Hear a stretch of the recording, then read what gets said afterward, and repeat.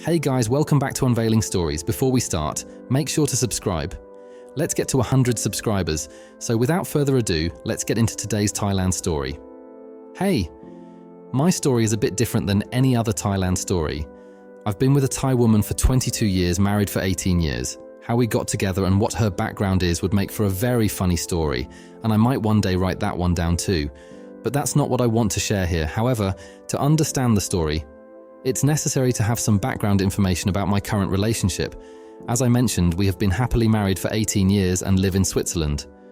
My wife works, and if she wants to send money back home, she can do so with her own earnings and is not dependent on me.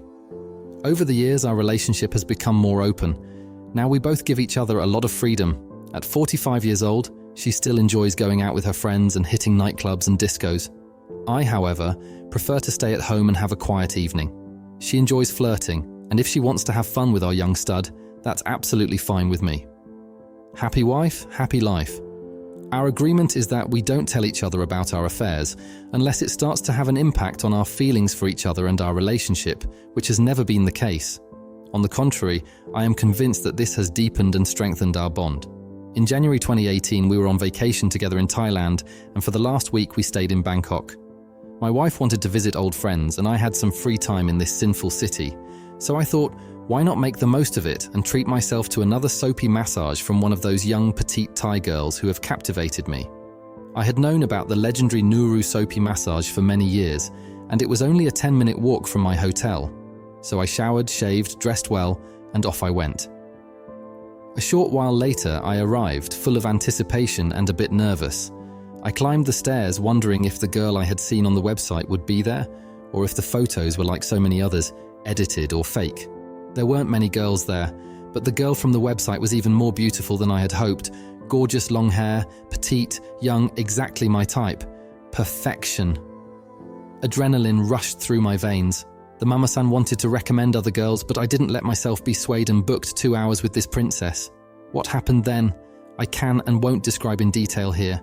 It was a very good classic soapy massage with one of the most beautiful girls I've ever had the pleasure of getting to know. Getting to know each other during a soapy massage? Of course not, but wait to hear how this story continues. After the business part, we started talking. Started with the usual small talk. We lost track of time. At least I did, and chatted away. She had just turned 18 and had started this work 3 months earlier, precisely on her 18th birthday. Suddenly, the mama-san knocked on the door and made it clear that I had to leave. I left feeling deeply relaxed and happy. The next day I called the salty massage place and made a reservation for my princess. When I arrived and she realized who the unknown person was who had reserved her, she jumped into my arms and was delighted. I'm not a noob and I'm not naive in these matters. I know that these girls are very good at making you feel like there's more than just a customer relationship. But I was happy because she seemed to be very motivated to give me good feelings. The subsequent service started off normal and routine, but in the second part, everything changed. There was clearly more passion involved than the previous day. I thought, wow, what great service. After an explosive ending, she suddenly started crying. I was confused and asked her what was wrong, but she assured me that everything was fine. In fact, it was very good and beautiful for her. We talked for a long time, and every time I tried to leave, she clung to me and I stayed. When the mama-san knocked on the door, she went to the door, had a discussion with the mama-san, and then came back to the room saying that I could stay for another 2 hours if I wanted to, and that I didn't have to pay anything extra. I still don't know how she convinced the mama-san. The 2 hours flew by as we cuddled and talked. I also explained to her that I would be flying back to Switzerland the next day. We exchanged line IDs and I told her that I would contact her when I was in Bangkok again. As a parting gift, I gave her a 100 Swiss franc banknote as a tip, and told her to exchange it for baht at the bank. She had no idea how much it was worth and didn't ask. I was overwhelmed by the experience, knowing how well these girls are at making you feel special. She told me that she had never felt such emotions before and had previously thought that I finished only applied to men. Anyway, one quickly becomes the one special person for these girls. Ha ha ha ha, but it was truly one of my best paid experiences. The next day I flew back to Switzerland. In the first few days after my return, I exchanged a few line messages with her, but then it became quiet. But as luck would have it, in the fall of the same year, I was offered the opportunity to attend a convention in Bangkok, And to my surprise, my wife had no objections. It was a 2-day convention, but I booked 7 days in Bangkok. 1 week before the trip, I contacted Pim, that's the name of the little princess, and agreed to visit her at her new massage shop in Soi 7 because the legendary Annie's was no longer there. For the first 2 days in Bangkok, I visited her at her shop as usual. For the last 5 days, after I had no more obligations at the convention, I booked her for the full 5 days. The takeout fee was 5,000 baht, 2,500 for her, and 2,500 for the shop. I thought she would demand more, but when I asked her about it, she said, "No, that's already very expensive, you don't have to pay more." Anyway, we had 5 truly wonderful days. Good food, cinema, a little shopping. But she never dragged me to expensive brand stores or jewelers. It was truly a great time. Yes, I broke the 3-day rule, fully aware that I was playing with fire. It felt like being with a girlfriend. I was convinced that there was at least genuine sympathy from her unless she was the best actress in the world. But I didn't care because the result was good for me either way. I had already paid the share for her shop on the first day, and we had agreed that I would pay Pim throughout the week. She never insisted or asked for it. On the 4th day, I paid her. However, what happened on the 5th day, the day of my departure, was very surprising. When we went back to the room after breakfast, she came to me with all the money and handed it back to me. As I looked at her in confusion, she said, "I don't want money from you. You paid a lot for the shop." Is this a form of playing the long game? I don't understand the mechanism. She would only be risking that I would actually take the money back if, perhaps contrary to expectations, our paths didn't cross again. Do you have any idea what could motivate a girl to take this step? When I tried to find out why she was doing this, she said, "I don't want you as a customer, I want you as a friend." Of course, I didn't accept that and insisted that she take the money, especially since I had actually planned to give her an additional 20,000 baht as a gift before my departure. But she did not know this. She insisted on taking me to the airport, and I managed to secretly smuggle the additional money into her bag. The farewell at the airport was rather cold, and it didn't quite match the atmosphere of the previous 5 days. After going through the security checks, I sent her a line message saying, "Check your bag. I put a present inside." I was actually sad and had to admit to myself that I had developed certain feelings for Pim. However, I knew that I would probably never see her again. It was also clear to me that there was no future with her. I was married to the best and most tolerant wife, and I never questioned that relationship for a second. The likelihood of experiencing another week with Pim in the future seemed close to zero, as I usually spent my Thailand vacations with my wife. Pim and I exchanged regular messages for about 2 months and occasionally shared photos. She never asked for money. No sick buffalo, no sick children, no broken motorbikes. Then it became quieter and stopped.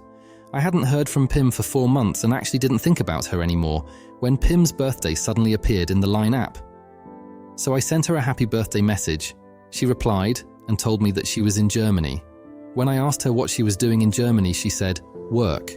It turned out that she was working in a brothel in a small town south of Berlin, a 7-hour drive from Switzerland.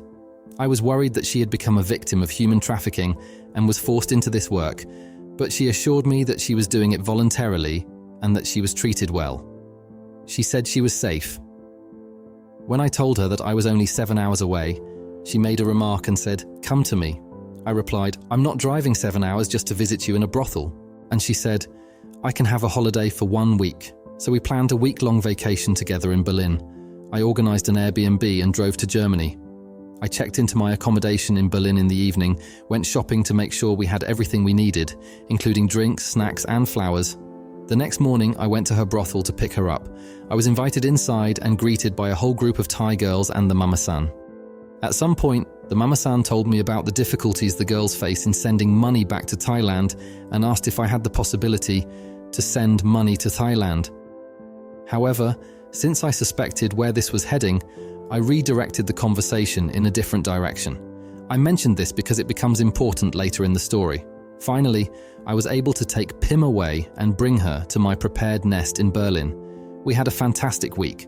Shopping, sightseeing, a visit to the zoo, going out for good food, and we had a lot of fun during our workouts. From the beginning, Pim made it clear to me that she didn't want money. It was simply a vacation. Everything was even more intense than in Bangkok, and my feelings reignited. I talked a lot with her and learned a lot about how Thai brothels work in Germany. The girls all end up with tourist visas and stay. They are all illegal in Germany. The travel and everything are paid for, and they have to work it off once they are in Germany before they can start earning their own money. However, if they recruit another girl, they receive a commission. Now, Pim was by far the prettiest, most beautiful, and youngest lady in her brothel, and had paid off all her debt within a month. Let me tell you, as a well-paid IT engineer, it would have taken me 4 times as long. However, sending money to Thailand was a problem because the girls don't have a bank account in Germany, so they rely on people who can do it for them. Oh, surprise, it's all well organized, and about 20% of the money goes to these people. So I offered to help Pim with that. At the end of the vacation, I insisted on giving her some money. After all, she had come to Germany to make as much money as possible, as quickly as possible, and I thought it was only fair. She could have earned multiples of what I gave her during the week. When I tried to give her the money, she showed me her bag, which was full of cash. She had taken everything with her because she didn't want to leave it unattended in the brothel. She was, of course, constantly afraid it would be stolen. So I offered to deposit the money I wanted to give her directly into her bank account. I did that with Wise, and she saw how fast and uncomplicated it was. Long story short, on my way back home, I had all her cash in the car. It was anything but little. I was going to bring it to the bank in Switzerland, and then send it to Thailand. It would have been enough money to finance my next free trips to Thailand. It was amazing that Pim trusted me so much, and I of course didn't disappoint her trust. Even before my return journey, we had already planned our next vacation for August, which was 2 months later. Every Thai girl's dream, a vacation in Switzerland. In the meantime, she had relocated her work to Bremen, a city in northern Germany, and was working in various brothels there.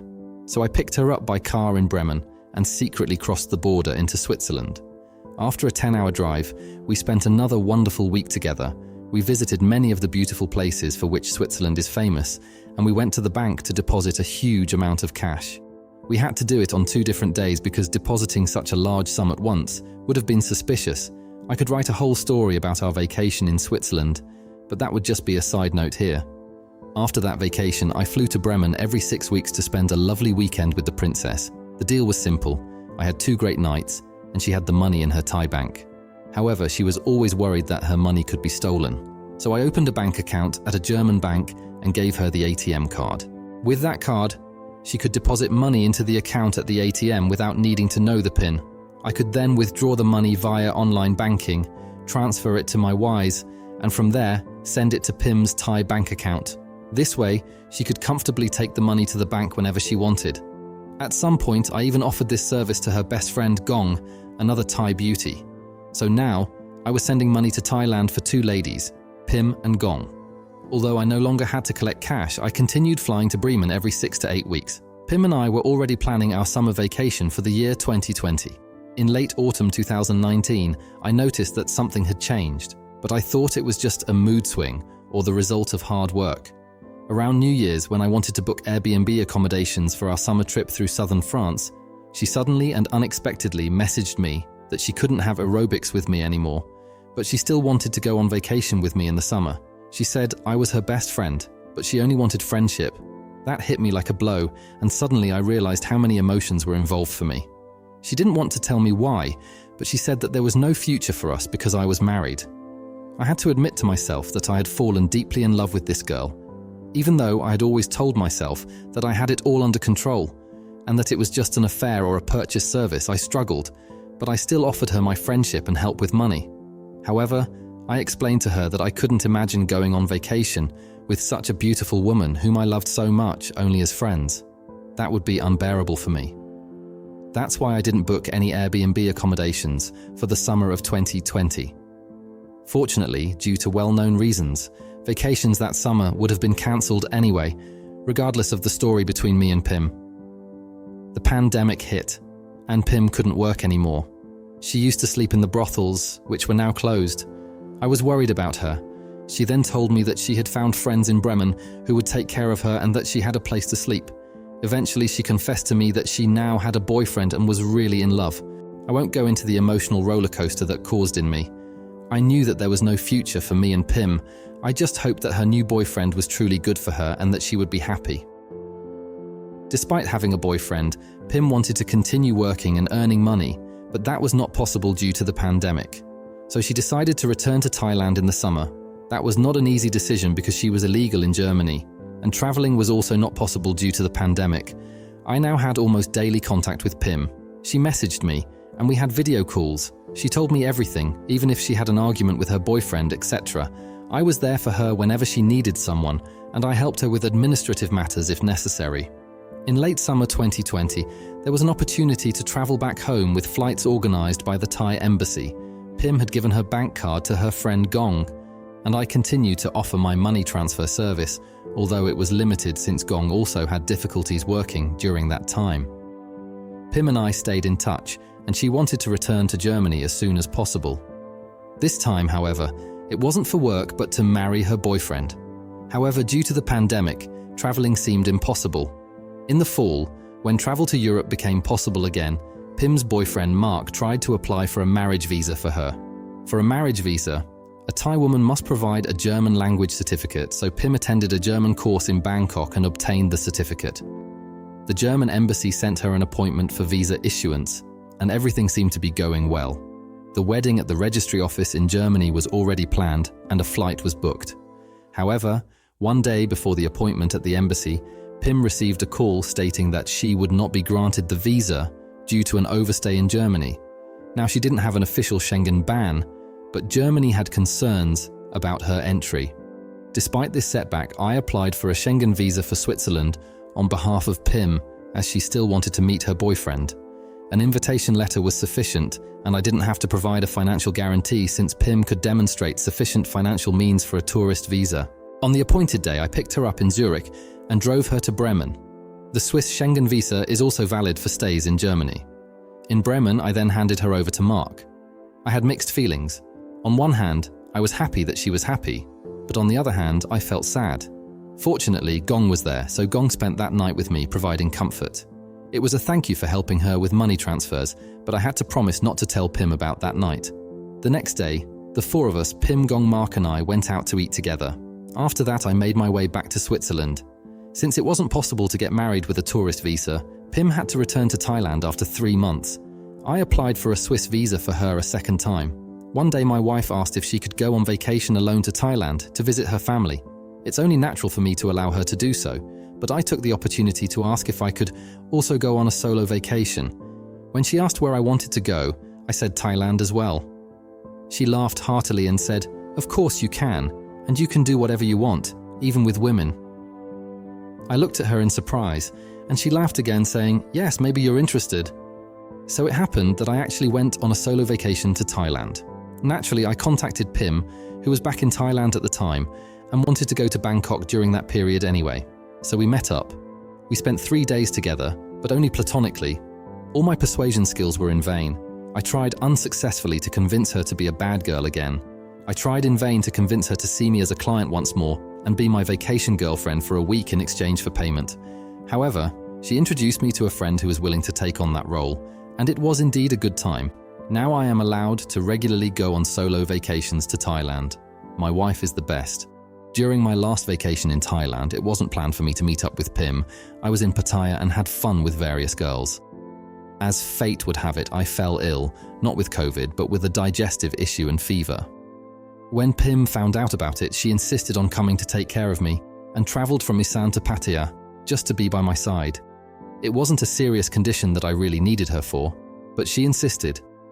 In the end, I even had to convince her to let me repay her for the travel expenses. Now I'm back home, but I'm already planning my next vacation in Thailand. This time, though, it will be with my wife. We are planning a road trip through Thailand. Pim and I still regularly message each other, send photos, and occasionally have video chats. I always know what's happening in her life, and she also knows about all my Thai girl escapades. Sometimes our advice is quite useful. I believe I have found a true friend in Pim. Now Pim and Mark's plan is to get married in Thailand once they are married. Germany cannot deny her the visa anymore since it's not an official Schengen ban, and they won't have to wait until Germany lifts the ban. I still keep in regular contact with Pim. When she's in Thailand during my next trip, I will meet her, and I will also be invited to the wedding celebration where they are in Germany.